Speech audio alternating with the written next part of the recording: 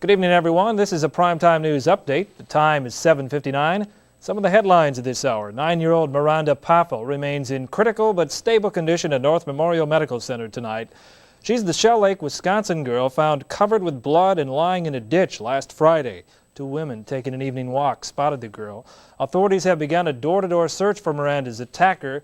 The girl's grandmother says she was last seen playing with friends at a beach. Airport noise. If you can't beat it, try buying them out. The Metropolitan Airports Commission wants $50 million to buy up 450 homes closest to the airport in Richfield. Homeowners cheered at the news today.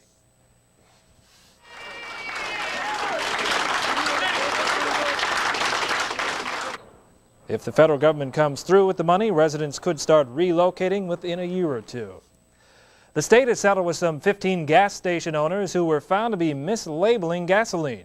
Attorney General Skip Humphrey says the problem of mislabeled gas is not as serious as earlier reported. Last fall, the Department of Public Safety said consumers were losing millions of dollars by buying premium gasoline that was really regular gas. Now the Attorney General says very few station owners intentionally mislabeled their gasoline. When you go up there and read that octane rating, based upon what our investigation is, that except in these a few instances, we have found by and large it's accurate. Those stations which mislabeled their gas will pay civil fines totaling $30,000. Now let's turn to Joe DiGiovanni for the latest on tonight's weather. Joe? Tonight is not looking too bad. Any outdoor plans tonight should be just fine out there. A nice evening on tap. Let's get a look at our current conditions here in the Twin Cities. We do have clear skies, and our temperature is coming in at 72 degrees. Dew point 46 degrees. Relative humidity is 39%. The winds from the southeast at 14, and the barometer is falling from 30.20. Here's a quick look at tonight's forecast. We are looking for clear conditions. It will be on the mild side. A low temperature will drop off to 50 to 55 degrees. And tomorrow, Jeff is not looking half bad out there. We'll see warmer temperatures bouncing into the 80s. I'll give you more details on that after the newscast. Rumor is there's going to be a heat wave. Could see 90 a little bit later on. Thanks, Joe. Yep. The entertainment world is mourning the loss of a legend tonight. Band leader and musician Lawrence Welk has died of pneumonia at his home in Santa Monica, California. Welk's weekly hour of champagne music was loved by millions worldwide for 27 years. A family spokesman says Welk died peacefully Sunday evening. He was 89 years old. This has been a Primetime News Update. Please join Robin Robinson and me for Primetime News tonight after the movie. Until then, good night. Brought to you by Walgreens and by Arby's.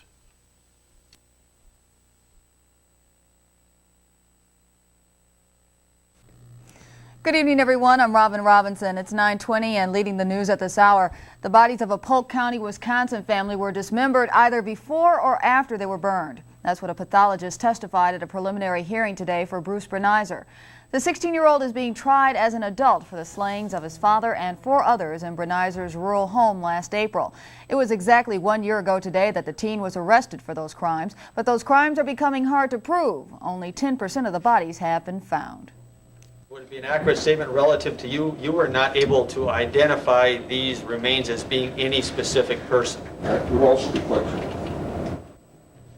Prosecutors will try to prove Bruce Brenizer shot and killed family members, then try to hide their murders by burning their bodies in a family car. Authorities in Shell Lake, Wisconsin say they are no closer tonight to finding the person responsible for beating a 9-year-old girl and leaving her to die. Miranda Paffel was found covered with blood and lying in a ditch Friday night. 2 women taking an evening walk spotted the girl. Miranda's grandmother says she was last seen playing with friends at a nearby beach. The little girl remains critical but in stable condition at North Memorial Medical Center. Known as the king of champagne music for years, Lawrence Welk has died. A family spokesman says Welk died last night peacefully in his home in Santa Monica, California.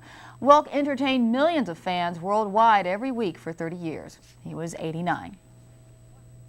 In world news, at least 15 people are known dead and hundreds more injured in Thailand's worst political violence in more than 10 years. Violence erupted last night when demonstrators took to the streets demanding the resignation of their prime minister. Witnesses say soldiers fired on the crowds and beat and arrested hundreds. One doctor says 6 people died while waiting for treatment in a hotel lobby. The Food and Drug Administration has approved the continued use of the popular sleeping pill called Halcion. The FDA had been asked to take the drug off the market permanently because of potential side effects. The maker of Halcyon says it wants to end the controversy. The drug is banned in Britain because of psychiatric side effects. We're going to take a look at the weather, and Joe says it's possibly a repeat of today. Joe. Yeah, Robin, tomorrow is looking really nice out there. Today was in the 70s. Couldn't ask for a better day, at least myself anyways. Mid-70s. That is perfect. Let's check our current conditions now, at least the 9 o'clock hour. Out at the airport, we still have clear skies in the Twin Cities. Temperatures dropped 6 degrees in the past hour. We're down to 66 degrees. Dew point is 48.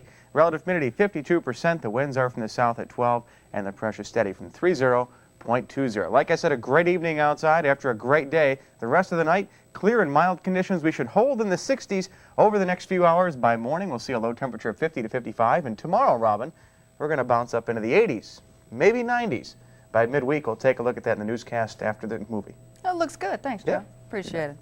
Well, it looks like tomorrow's weather will be perfect for the second annual Bebop Day in Minnesota. Bebop started last year and encourages commuters to leave their cars at home and take the bus, bike, walk, or roller skate to work tomorrow. Participants will receive stickers and button lapels. Other treats include concerts and free refreshments. By the way, Bebop stands for bus, bike, or pool. Well, this has been a special Primetime News Update. Join Jeff Ballion and I for a look at the rest of the day's news on Primetime News at 10 o'clock, right after the movie. Until then, good night. Brought to you by Northwest Airlines and by Mystic Lake Casino.